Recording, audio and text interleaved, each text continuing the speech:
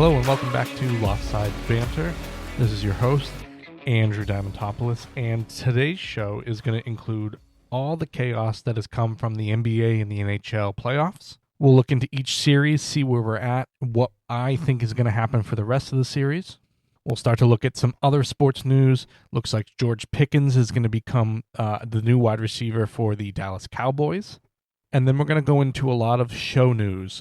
We've really ramped up a lot of stuff this week. I've actually stopped streaming for this week to kind of ramp up some social medias for the show, and we'll go where you can find all that stuff and how you can help contribute. So please wait till the end of the show to be able to hear all the exciting things that I've been working on over the last week. As always, you can find us at www.loftsidebanter.com. That's Loftside, BANTR.com. With that, we're going to have to kick it over to the actual show. We are on in 7, 6, 5, 4, 3, 2. Welcome back into Loftside Banter. Still seems a pretty weird series for me to kick it over to myself, but again, that's kind of the process of the show right now. But today's show is all about the chaos that is the NBA and NHL playoffs. To me, this is a great time of year because you have the playoffs for both basketball and hockey, and both of them kind of ramp themselves up a little bit. The NBA, I'm going to get into a lot of stuff that I find very negative about different things, such as the coasting that teams do when they go up by a lot, and I'm going to point it at the Celtics for Game 1 as well. But with that being said, I have some criticisms for the NBA, and then I just love the NHL playoffs. The NHL playoffs are just a whole different beast comparative to the rest of the season. And I realize hockey is down that list of sports comparative to basketball, even still baseball, probably definitely football. But for people who are missing out on hockey playoffs, especially when you get to a Game 7 and it goes to overtime, oh, that is a whole different beast. We're going to start with the NBA playoffs. And with the NBA playoffs, we're in the second round. One series has played 2 games, that is the Cavaliers and the Pacers. And the Pacers have won both games in Cleveland. So Cleveland, who is the number 1 overall seed going into the Eastern Conference playoffs, took care of the Heat in a sweep, 4-0. Have down playing the Pacers, who are the 4th seed. And they took care of the Bucks in 5 games.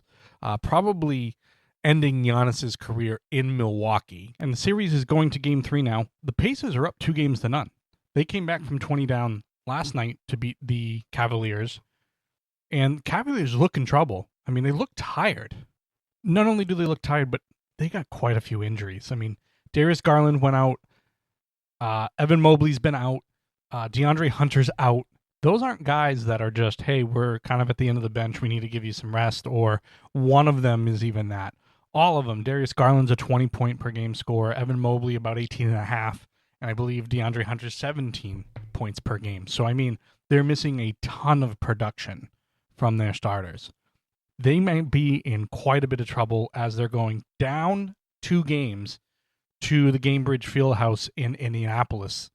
And that's going to be a place that's always rocking and always seems to have a great atmosphere.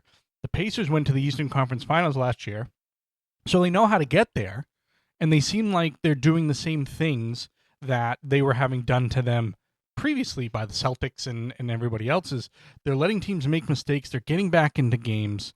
But the 20-point blown lead, I'm going to go into a lot of that later, because it seems like it happens a lot in the NBA, whether regular season or playoffs, where teams just start to coast, and then they get out of a rhythm, and then the other team comes back, and they're able to do this. 20-point leads should never be blown in the NBA. You should be too good for that. But again, I'll get into that a little bit later. The Pacers also seem to be having kind of an off-brand rotation that they have. They're very high-paced, but they played 11 players last night. And they played 11 players in Game 1, which is out of the norm for playoff basketball. You don't normally play that many players that deep into your bench. It's normally 3 or 4 guys are coming off the bench, and then your starters are playing. But, you know, Aaron Naismith, Game 1, played 25 minutes. Game 2, he was back up to 33 minutes. So they're starting to kind of fluctuate where they're playing players and stuff like that. And again, being down 20 points, they could have called themselves out, and they didn't. You know, Pascal Siakam played 30 minutes. While some players off the bench are getting, Obi Toppin got 16, TJ McConnell got 14, Benedict Mathurin got 20 minutes off the bench. So, I mean, they're filtering in guys in that normal rotation with starters, and they seem to not be losing that much of a beat. Now, again, does it always happen that you come back from 20 points? No, but at least they know they can do that, filter in those players with the starters, and still get good minutes out of Miles Turner at 35, Nampard, 36, Tyrese Halliburton, who hit the 3 to win the game, had 36 minutes. So again, they're not even playing over 40, which is also not happening on the Cavaliers side, which is surprising. But Donovan Mitchell, 36 minutes, 50% from the field, had 48 points. He did everything he was supposed to do. But then you have Ty Jerome, who's playing 28 minutes and going 1 for 14 from the floor, which that means you're in trouble. If Ty Jerome is taking 14 to 15 shots a game, your team's in trouble. Now, Tyrese Halliburton was considered the most overrated player by the vote of other players, and the Cavalier crowd started to let him know that. And again, you're giving somebody motivation to want to beat you. And you could see Donovan Mitchell last night trying to quiet the crowd and understand that Tyrese Halliburton is a very good NBA player, and he is the number one option on that team. Again, Miles Turner was the number one option for a long time. Now he's kind of taken a backseat to him. You know, you have Siakam, who's a wonderful veteran to have in this kind of playoff run, as he's won a championship with the Raptors. I mean, from last night's game, it looked like turnovers were the big thing for the Pacers early on. They had 18 turnovers last night. They shot 51% from the field, 39% from 3, whereas Cleveland only shot 28% from 3. So there's where the comeback comes in, is they're able to shoot the 3 better than the Cavs have been doing. And again, if this has to do with the injuries on the Cavs, and I know what Cavs fans are going to say, well, if we were healthy, but you're not. That is part of the game. And I know as a Boston fan, I've used that. Oh, well, if the Celtics were healthy against the Lakers that one time with Kendrick Perkins, they would have had another title. You know, we can go through all of that stuff. We all have to understand that injuries happen, and with playoff basketball, everything gets ratcheted up just a tick more. And from there, how do you respond to that? And if Donovan Mitchell is getting tired because he has to carry the weight of everything now, if you're having to throw Ty Jerome out there to take 15 shots a game, okay, you got to find a game plan that works with what you have. And if you aren't able to do it, then obviously that's when these things add up. And again, you can look back as a fan base and go, well, we just weren't healthy. We just weren't this. We just weren't that. That's fine. If that's what's going to make you happy as a fan base, fine. But if your team doesn't have those kind of plans in place to have those players, then it is what it is. I don't think Cleveland's out of it. I think they're going to get some guys back. I think that they're going to, you know, probably have some guys not 100%, but they're going to be better than what they're putting out there right now on the floor, especially in that guard position. Garland needs to come back. Obviously, it's a toe issue, and you have to do a lot of running in the NBA, but I think Garland's going to come back. Hunter has a thumb issue, so again, that's going to be up in the air for him. These injuries that they're getting during the regular season, they'd probably be both out for a couple of weeks. So now the idea is, can they get through this? Can they wear a brace? Can they do all these different things? But I think those two are the two important ones that need to come back. Mobley is an ankle injury. Again, he's a very good player. He always almost averages 10 rebounds a game. So, I mean, they do need somebody like that back in the middle. But I think all three of them are going to eventually come back in the series. It just depends if it's too late or not. I'm still going to say right now that the Cavs win this series. It's going to depend on the injuries. It's going to depend on how tired and how much of the workload Donovan Mitchell has to shoulder. But as of right now, I still think they have the ability to win the series. If they go down 3-0, I think it's the Pacers. And I realize it's not a huge take there when you're up 3-0. Obviously, we've seen some differences and we've seen some comebacks and stuff like that of 3-0, down 3-0. But I think still down 2 games, they can go into the next game and turn the tide by winning it. They have to go into Indiana and they have to beat them in Game 3. Call it a must-win, if you will. Turning our attention to the other series in the Eastern Conference, the New York Knicks and the Boston Celtics. Great rivalry matchup, of course. Obviously, most of you know, if not all of you know, I'm a Boston sports fan, being from Massachusetts. The Knicks came back from a 20-point deficit to take game one in Boston. Again, a disappointing loss. I still think the Celtics are going to win. I'll start with that so that way we can get that out of the way. I still think the Celtics are going to win in this series. I've said to friends off air, Celtics in 6. With that being said, this is the playoffs. And I said we would get into it where teams are giving up 20-point leads and just coasting at the end of games. And the NBA has this problem a lot of the time. And in the regular season, if you want to coast at the end of a game and go, hey, let's not push as hard, let's not do this, let's not do that, let's waste some clock. I'm of the school in sports that if you have a team down, you keep them down.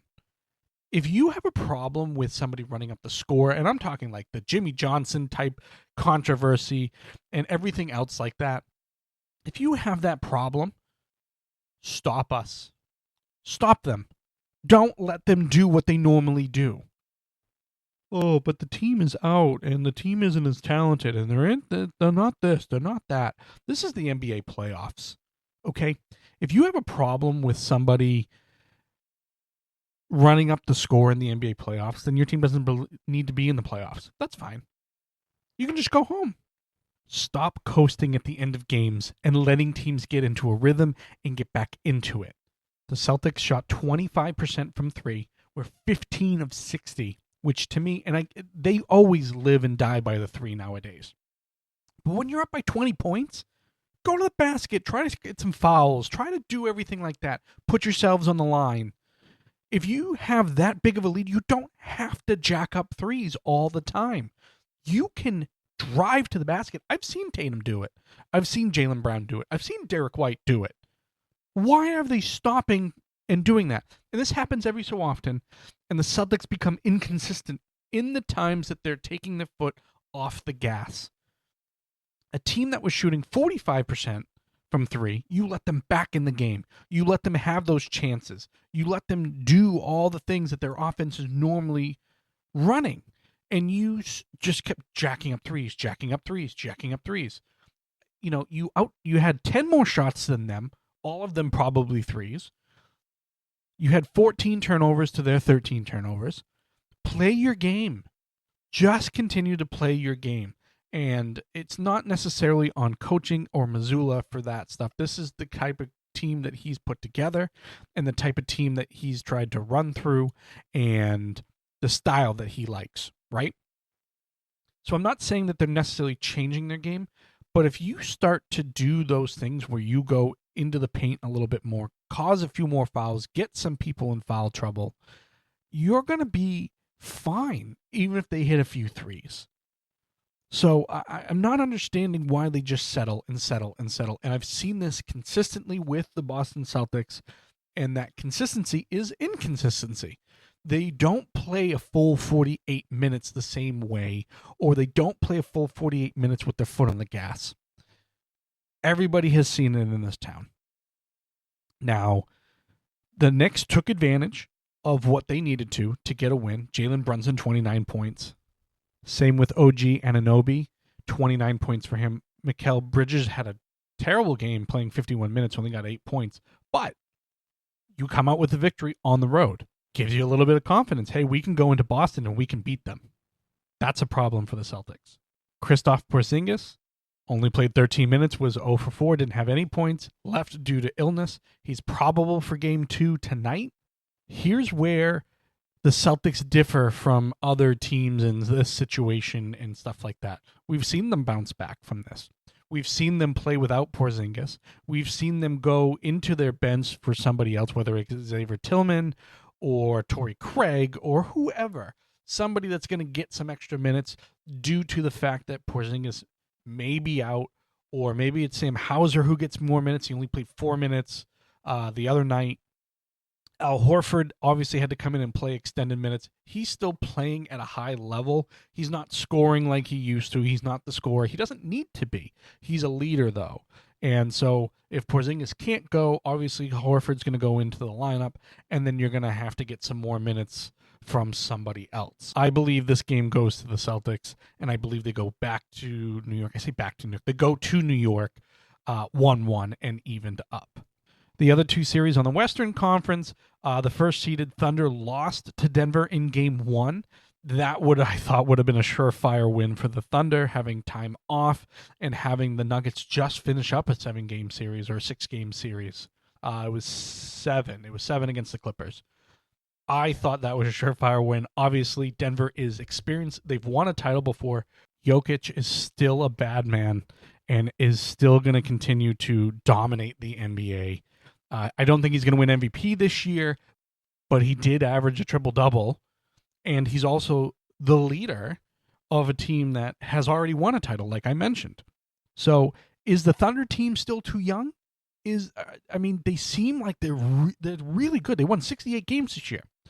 And they blew past the Grizzlies, who were in a nightmare situation coming into the playoffs, having fired their coach not too long ago. Granted, the Nuggets did the same thing. They fired their coach with about 10 games to go, which is completely unheard of.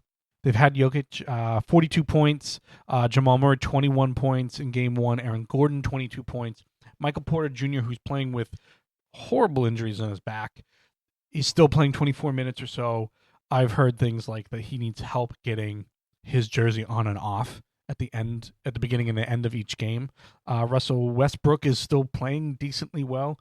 He's going to have Westbrook moments that we've seen later in his career where they just seems to make boneheaded plays, but he's still Russell Westbrook. The Thunder, again, Chet Holmgren, still a great player. SGA, obviously, I think he's going to be MVP this year. A ton of scoring talent top to bottom for this team. Can they put it all together? Can Jalen Williams and Chet Holmgren get a few more points so that way SGA doesn't have to have all the scoring?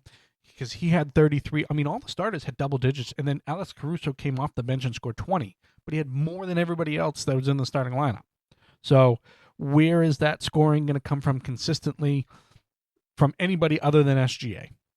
This is still going to come down to a lot of back and forth in this series. I think this one has the potential to go 7 as well. The Thunder, they just have to block out everything, and all the people are saying, they might not quite be ready yet. They might not quite be there yet. Can they beat veteran teams that have been there before and have done it?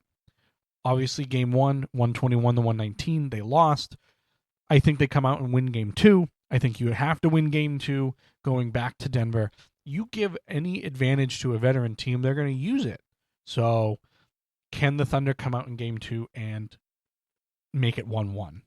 And then the next series was the underdogs, if you will, for the first round series. So the Timberwolves beat the Lakers in 5 games, 4 games to 1. They were the 6th seed. The Warriors went 7 games with the Rockets. And, I said the same thing about the Rockets. They weren't quite ready yet to be there. They weren't quite ready to beat them. I think they went to Game 7, which was more than I thought was going to happen. I thought the Warriors were going to beat them in 6. They came back and really fought in Game 6. The Warriors even gave up in Game 5 and sat most of their players in that first round series. But, now you have a 6 seed and a 7 seed playing each other. The Warriors just took Game 1 99-88, which again is a very low scoring game comparative to what we see in the NBA. So hard fought defense, bad shooting by one team. The Timberwolves need Anthony Edwards to be much better than what he just was in Game 1. He went 9 of 22 shooting, 1 for 5 from 3, 23 points, led all their scores. Mike Conley didn't have any points. Rudy Gobert only had 9. Julius Randle had 18. And then Naz Reid off the bench had 19. So that's the only people that kind of kept you in it. But shooting-wise, you shot 39.5%, 17% from 3, which was the main problem. And 3 of those threes came from Naz Reid, which is not somebody you're depending on threes for. On the flip side for the Warriors, you still have Draymond Green on that team. You still have Stephen Curry, obviously the 2 building blocks for most of their championships. Klay Thompson's in Dallas, as we remember. But now you have Buddy Hield, who shoots really well. He's not Klay Thompson, but we've seen him score thousands of points in college. We've seen him do a ton of different stuff and be able to blitz teams with points in short periods of time. And he had 24 last night in 40 minutes. Jimmy Butler is on this team, for all of you that didn't know that. He's the other kind of off-the-wall type of personality, and obviously he has no love lost with Minnesota, having spent that 1 year there. But for right now, we all know that he wants to win a title, and being on the Warriors, and again, they're the 7th seed, so they weren't even expected to get past the Rockets, as we kind of discussed prior to. The Rockets, still a young team, I think are going to be around in that 1, 2, 3 seed for a long time in the Western Conference. But this team still played a lot of players, and, it wasn't really that close of a game getting out of the third quarter into the fourth. So they had some opportunities to play some guys less. Stephen Curry only played 13 minutes, having gone down with a hamstring injury, and he's a game-time decision for Game 2 tomorrow night. And with a team that can have its star go down, play only 13 minutes, and still be able to come out with an 11-point victory on the road, Warriors are looking pretty good. I don't necessarily think they're going to come out of the Western Conference, but they're a team, and even when the Celtics lost to them in the finals a few years ago, and, you go into it and you're like, it's still the Warriors. It's still the Warriors. It's still Stephen Curry. It's still Draymond Green. It's still Jimmy Butler. And now you add that Buddy Hield shooting ability and ability to score in bunches. And then guys like Quentin Post coming off the bench. He was a plus 14, having only played 6 minutes. So they outscored the other team in those 6 minutes by 14 points.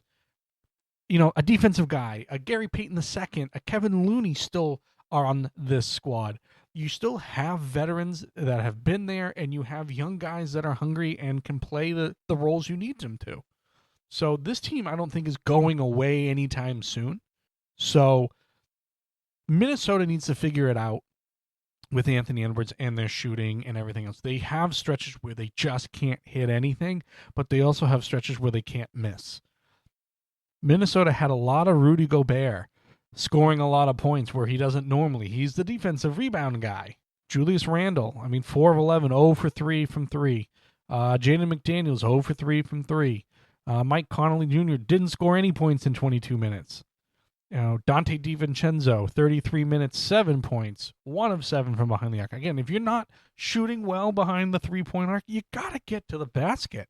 Like, those are just the things you got to do. And I sound like an old NBA fan from his stoop. Just, you got to get to the basket. You got to do this. Tom Heinsohn out here in Boston used to say, why are people taking all these shots? The game's changed. By a long shot, the game has changed. It is three-pointers until you can't make any of them anymore.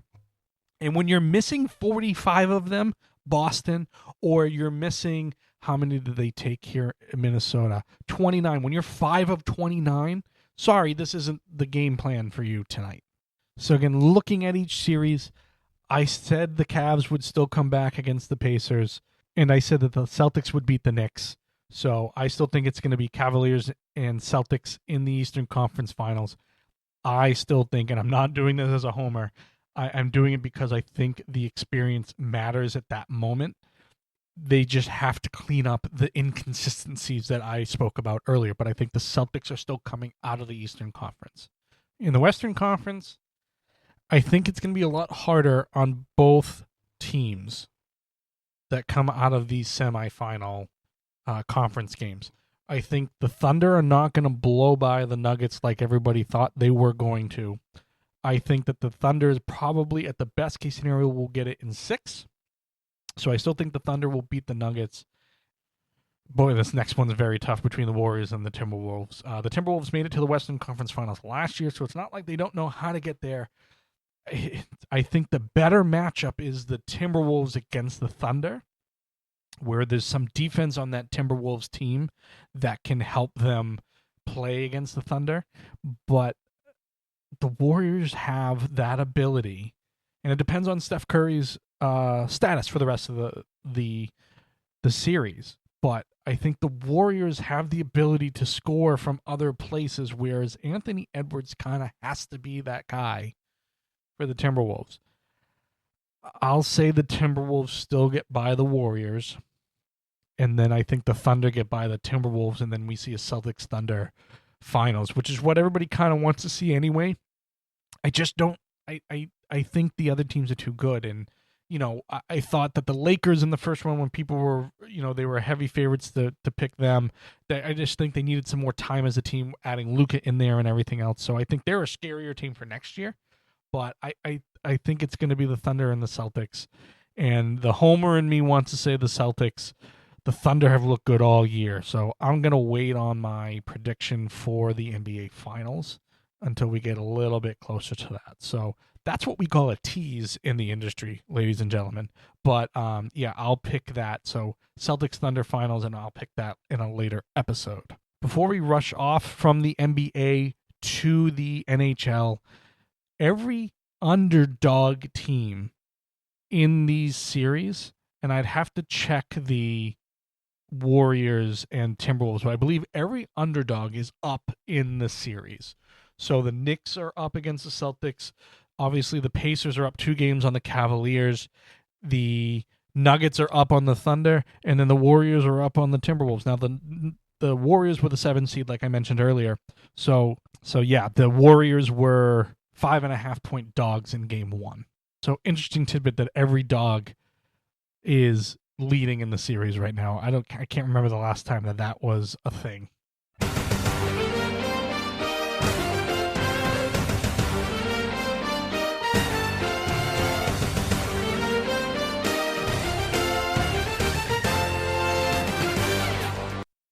A little NHL on ESPN theme for those of you that remember it. I know they brought it back recently as the NHL has come back to ESPN, but I think that I have to give them credit. That is one of the more known themes in my memory bank anyway for the NHL. Before we dive into the playoffs and everything else like that, as revealed and leaked before, the Utah Hockey Club is now known as the Utah Mammoth.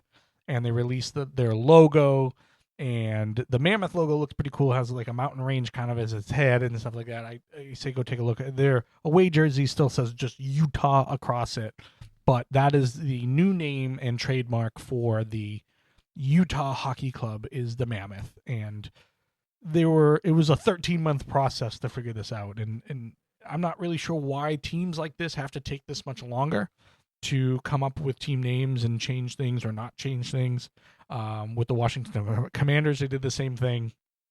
But yeah, that's kind of a weird process. And this one was a weird process. There was trademark drama, and I think 850,000 ballots were cast by fans in multiple rounds of voting, but they finally settled on the Mammoth. So to the playoff bracket, one of the first things I want to mention was in that first round matchup. So the playoffs for the NHL has changed a little bit, where there's technically 2 number 1 seeds, 2 number 2s, 2 number 3s, and 2 number 4s. So there's 8 teams still in the playoffs on each side, 16 teams total, but there's 2 number 1s. So the Maple Leafs were number 1 and the Capitals were number 1 in the Eastern Conference. They both move on. The Florida Panthers beat the Lightning, who were the number 2 seed, in 5 games, and then the Carolina Hurricanes beat the New Jersey Devils, which the New Jersey Devils did not look like a playoff team in the playoffs, in 5 games as well. And now we're here with the second round matchups, the Maple Leafs and the Panthers. And the Maple Leafs, who are considered an underdog, beat the Panthers in game 1. So another underdog wins in that. The Carolina Hurricanes beat the Washington Capitals, which were the number 1 overall seed in the Eastern Conference. So another underdog wins there as well. Seeing a pattern here. In the Western Conference, the Golden Knights were a 1 seed. They beat the Wild in 6 games. The Edmonton Oilers were a 3 seed and beat the Kings, the LA Kings, in 6 games. Now, the Oilers, if you remember, went to the Stanley Cup Finals last year. They have Connor McDavid, or as a lot of people from Canada call him, McJesus. He is one of the most talented scoring players we have seen in any time frame in hockey.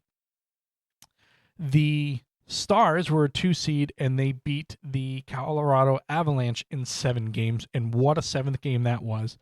I have to tell you, Game 7 in the NHL playoffs in any series is extraordinary. It is so much fun to watch, and I'm surprised that hockey is as far down the kind of watching order in sports in this country comparative to some of the other sports. I didn't grow up completely on hockey. I watched the Bruins. I understood the game. I understood all the different stuff. Would watch the Stanley Cup Finals. But just if I don't watch any hockey in the regular season, I'm always watching hockey for the playoffs. It is, again, I talk about the NBA. They ratchet it up kind of a notch or two. This one gets ratcheted up all the way. The hits are harder. Any big mistake is, you can really see where that matters. All of the little things that players do, getting into the corners, getting the puck out, getting it through the zone, clearing the puck, whatever the case may be, it means more for all those smaller actions than it does in a regular season or in any other sport.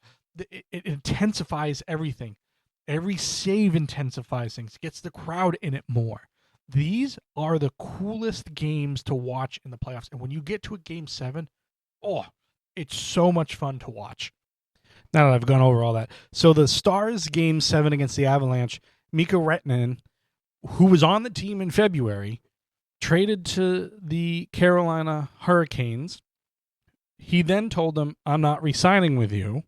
So then they traded him back to the Western Conference, and they were down 2-0 to the Avalanche through 2 periods, or through at least the start of the third period. I believe it was 2-0 in the start of the third period. And then they scored 4 straight goals. And 3 of them was Mikko Rantanen, and that was his hat trick in 1 period. The Stars have a great fan base, and I like the Avalanche better. I've always liked the Avalanche a little bit better. But the Dallas warm weather market is a great hockey market. It has been for many, many years. Mike Modano, obviously one of those players that really kind of helped the Dallas Stars become the Dallas Stars themselves.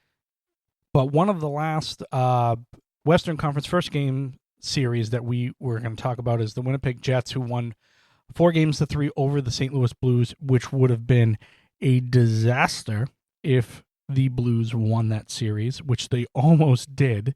I believe the Winnipeg Jets scored with 1.6 seconds left in Game 7 in the third period to send it to overtime to then win it. But it would have been a disaster for the Bruins if the Blues had won, because Jim Montgomery was hired 10 days after he was fired from the Bruins to coach the St. Louis Blues. And for him to be able to have gone into the second round with a team that wasn't even projected to get into the playoffs, again, would have signaled that this front office here in Boston is not doing very well. And we went over this with Dan and Christina a couple episodes ago with what we expect from the Bruins this offseason. And we were texting back and forth as the Blues were winning 2-0 and going, well, it looks like the Blues are going to win this one too. And again, here's the disaster that is the Bruins front office. But let's talk about teams in the playoffs now, why don't we? So the Maple Leafs, who have been trying to win for many, many, many, many moons, take on the defending champion Florida Panthers. And the Panthers have that team that a lot of people say is full of rats. They added Brad Marchand, which I'm sure everybody outside the Boston and Florida area are saying, oh, why would they add somebody like that? But he's been a great addition to the team. It seems as if they can get to the conference finals. The pick that they traded will be a first-round pick to the Bruins. And again, I've gotten off track to the Bruins again. But, the Maple Leafs took Game 1. They are the 1 seed. And a lot of Maple Leafs fans are excited. They're excited. They see a lot of great potential that this team could break that streak. But I don't think that's the case. I think they're going to probably have a tough time with the Panthers the rest of the series, especially with the injury to Anthony Stolarz, the starting goaltender for the Maple Leafs. He went out of the last game. He's been ruled out for Game 2. The one thing the Maple Leafs do have going for them, they're still in Toronto to play Game 2. Now, Joseph Woll, WOLL, Woll, would be on the hook to play if Anthony Stolarz can't go. I've seen a couple of other publications that said that he might go, Stolarz, but I'm also seeing from ESPN and everything else that he is out. I think the Florida Panthers will take Game 2 and split it going back to Florida. The Capitals and the Hurricanes, the Capitals seem to be kind of sluggish for Game 1, lost to the Hurricanes, and obviously we've had some pretty good play from Alexander Ovechkin towards the end of the year, breaking the all-time goals record. The Hurricanes are a team that just kind of throw a whole bunch of shots on net, hoping that they can get some goals in and early. And for the NHL playoffs, it's not a bad strategy. Put the puck on net. Good things happen with stuff like that. The only downside to it is you kind of give a goaltender some confidence if he is able to stop quite a few early on. And obviously a hot goaltender in the playoffs is what everybody wants because they can seem to stand on their head, make incredible saves, and everything else. The thing with the Capitals has been, for a long time, they haven't really had a great goaltender. And it's always been somebody that's been shaky through most of the season, goes through one of those kind of runs where they're very, very good, but then they kind of come back to earth at some point in time. And the Hurricanes have kind of had that too. Logan Thompson for the Capitals has had a good year, but he also was in Las Vegas and lost his starting job, and that's why he's gone to a different surrounding. So he's a decent goaltender. It's just he's not one of those elite and has never really been considered an elite goaltender. So does he continue to have a good playoff, or does he struggle like we know that Logan Thompson can? We know the Capitals can score. We know they can play decent defense. It's that last aspect of can they protect that goaltender that isn't as strong as some of the other ones still left in this playoffs. A little bit cycled around. The Vegas Golden Knights and the Edmonton Oilers. The Edmonton Oilers were down late and came back and won the Game 1. And the Edmonton Oilers, as we mentioned before, were in the Stanley Cup Finals last year, so they know how to get there. The question for them is, can they put it all together on a consistent game-to-game basis? Connor McDavid and Leon Draisaitl are the two scorers on that team. And then again, you're kind of looking at that goaltending kind of combo of Stuart Skinner, who's their starter, but not clearly one of the better ones out there, a 2.81 goals against average for this regular season, and then actually lost the starting job in the first round in Game 2. Because come Game 3, Calvin Pickard, who was the backup, came in and has played since. They made the move early, and they now have won significant amount of games, obviously getting out of the first round and now winning Game 1 in round 2. Vegas, on the other side, has Aiden Hill, who's considered one of the better goaltenders in the league. And where Edmonton has all this great goal scoring and everything else, so do the Vegas Golden Knights. Mark Stone, Jack Eichel, Thomas Hertl. But not only that, but also having quite a good series of defenders. Noah Haffinen, Ben Hutton, Braden McNabb, Shea Theodore. They, what looks like on paper, have one of the more complete teams left in the playoffs. Again, they're playing a team that knows how to get to the Stanley Cup Finals, that knows how to put points up and goals up quickly. It's, can you keep attacking them and put pressure on that defense and put pressure on Calvin Pickard now or Stuart Skinner, whoever it is with Edmonton. But I still think the Vegas Golden Knights are going to come out of this. And, I really like Edmonton. I think Edmonton deserves, especially with Connor McDavid, deserves a chance at a cup.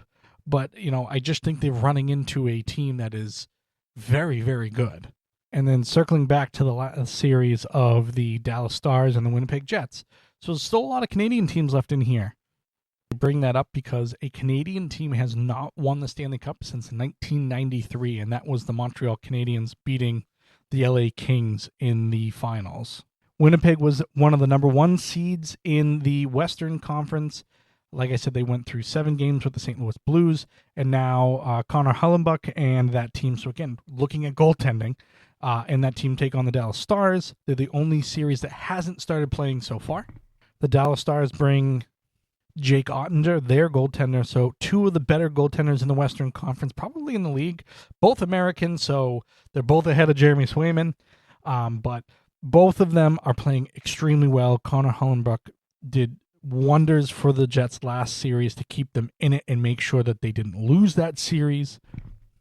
The Jets may not have the greatest offensive weapons outside of Kyle Connor, but they certainly do know how to put up enough goals to get a win, and then they kind of sit back and help out Mr. Hullenbrook with his defense, leading the way with Luke Shen and Dylan DeMello. The Stars, now that they have Mikko Rantanen, have a lot more offense than I think the Jets can produce.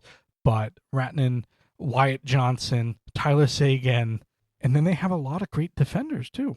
So, Alexander Petrovic, a veteran, Esa Lindell, Cody Ceci, Thomas Harley. So there's a bunch of different guys that make up those two pairings that really can help out with Jake Ottinger. And again, I don't think there's a huge difference between Ottinger and Hullenbrook, but I think I would take Connor Hullenbrook over Ottinger as far as being a better overall talent. But when you have some great defenders in front of him, then it's going to make it a little bit easier to make those routine saves, maybe be able to make a tough save here and there. I think the Panthers are going to beat the Maple Leafs and continue that suffering. Sorry, Maple Leafs fans. I really think the Capitals are going to be able to come back, and then the Golden Knights, and I'll say the Stars. I think the Stars are going to beat the Jets. I think the Jets, again, kind of don't have that get to the end of the playoff expertise that maybe the Stars have a little bit more of, have been in the playoffs a little bit more than the Jets have in previous years. And then I think it's the Golden Knights and the Capitals. I think those are the two teams that go into the Stanley Cup playoffs, the Stanley Cup finals. And then from there, again, we'll have to touch on that at some other time with hopefully Dan and Christina on to talk about the Stanley Cup finals. Some other hockey news, the New York Rangers hired Mike Sullivan, who I thought the Bruins were going to go after again to be their head coach, but Mike Sullivan ends up with the New York Rangers. Eric Stahl becomes special assistant to the general manager in the Buffalo organization. Eric Stahl played for a ton of times for a couple of different teams. Obviously, there's a whole bunch of different Stahl brothers that played in the NHL, but Eric Stahl goes to the Buffalo Sabres front office. We'll take a look at some other sports news, and then we're going to get into the news that this show, as we've had quite a few exciting things happen over the past week. But first, as mentioned at the top of the show, George Pickens was traded from the Pittsburgh Steelers to the Dallas Cowboys. Looks like it's for draft considerations, and it looks like it's for a 2026 third-round draft pick. The Cowboys will also send a 2027 fifth-round pick to the Steelers and get back a 2027 sixth-round pick. So, George Pickens and a sixth-round pick in 2027 to the Cowboys for a third-round pick in 2026 and a fifth-round pick in 2027. So, does George Pickens make the Cowboys a contender? It all depends on the health of Dak Prescott. Dak Prescott goes down, the team goes down. They obviously have a whole new coaching staff this year, didn't retain Mike McCarthy. They had a good draft, as we discussed in the draft grades, and everything else like that. Went with offensive line help that will hopefully keep Dak Prescott healthy. They also traded for Joe Milton. So, obviously if Joe Milton's starting each and every game, you may be in a little bit of trouble, but they obviously rated him pretty highly to go after and get him in a trade. Some breaking basketball news. Steph Curry will be out at least a week with that hamstring strain. So now that puts a little bit different perspective of the Timberwolves and the Warriors. So the Timberwolves get a huge advantage, obviously a jump shooting team. They obviously weren't very good the game one, but hopefully in game two, they are able to wake up a little bit. They need to take advantage of the fact that Steph Curry's not there. They have to take advantage of that. If they go in and they lose a game without Steph Curry in the lineup, then I think their playoff chances are just about done. A quick look at baseball standings. The Yankees at 20-16 are ahead in the AL East, with the Boston Red Sox 2.5 games behind at 18-19 and have struggled as of late, but they're still in second place, a game up on Tampa and Toronto. The Detroit Tigers at 22-13 are in the lead in the Central, and the Seattle Mariners are ahead in the West with is it now the Las Vegas A's, I guess? The Las Vegas A's. I mean, they don't even list a place that they're from. They're just the Athletics. So just the Athletics are in second place in the AL West. The Mets in the NL East. NL Central is Chicago Cubs leading. And the West is the Dodgers, who have lost 12 games, which I didn't think was even going to be a possibility because of how stacked they are. They've gone through some ups and downs recently, but they're only a half game up on the San Diego Padres right now. But that's your kind of baseball look. And now we'll go into kind of where this show is going to kind of go from. So I've done a lot of work over the last week or so on the social media. So there's now a TikTok, which is Loftside Banter. X.com has Loftside Banter as well. A Threads, which I didn't know was a thing. So I've had somebody working on my social media saying that I have to be on that. So we're working on that. And then some of the things that we're kind of working towards is getting some interviews with some content creators, both sports-wise and otherwise. We'd love to talk to people that doesn't necessarily sit in the sports field, but wants to be able to get out there and talk about different things. I've made a post on that on TikTok to have people email and want to discuss different things to promote social medias and stuff like that. So we have that. We have the gaming and the streaming that I've put on pause for right now for the last week to get this stuff kind of in as I'm still doing other work and working other jobs as well. So hopefully that'll get ramped back up again. We'll still do the weekly Mass Pirates talk. We actually are going to be hopefully talking to Coach Tom Minas today. So he was just hired last week. And then the one thing that I want this show to kind of grow up to and be able to work on next is video. Being able to put out video interviews and everything else. The loft isn't the most conducive spot for that, just simply because I have a couch up here that my dog is laying on right now. I have a cat condo on the closet behind me. So it doesn't look like a typical interview spot. And that's why we haven't done video quite yet. So I'm working on trying to figure out what the best course of action for that is. I've gotten a new camera for streaming and everything else like that. I've gotten new everything else to try to make this as the best product as possible. So again, video, being able to put those up on YouTube, being able to put those out is the kind of the next step that I'm working towards. Obviously working towards marketing this a little bit more, getting more people to sing. I'm starting to see a consistent number of people listening per day, which is great, both on YouTube and on Apple. You know, Spotify and iHeartRadio a little bit lagging behind, but getting some numbers and stuff like that. I'm looking into new possibilities of where to host this from, and I'm kind of all over the map when I'm looking for that stuff. But video, the socials, we have a new Fourth Wall shop page, and I'll read that out in just a moment. But there's merchandise up there now. We worked on that. So t-shirts, sweatshirts, coffee mugs, desk mats, you name it. We've done a new logo. We've put that on everything. We've looked around. We've had some help with friends kind of come up with concepts of logos and stuff like that. So I thank everybody for that. We're really looking to push all this. And again, my goal is to make this self-sustainable. So this is what I do. From here, there's obviously a whole bunch of different avenues to go.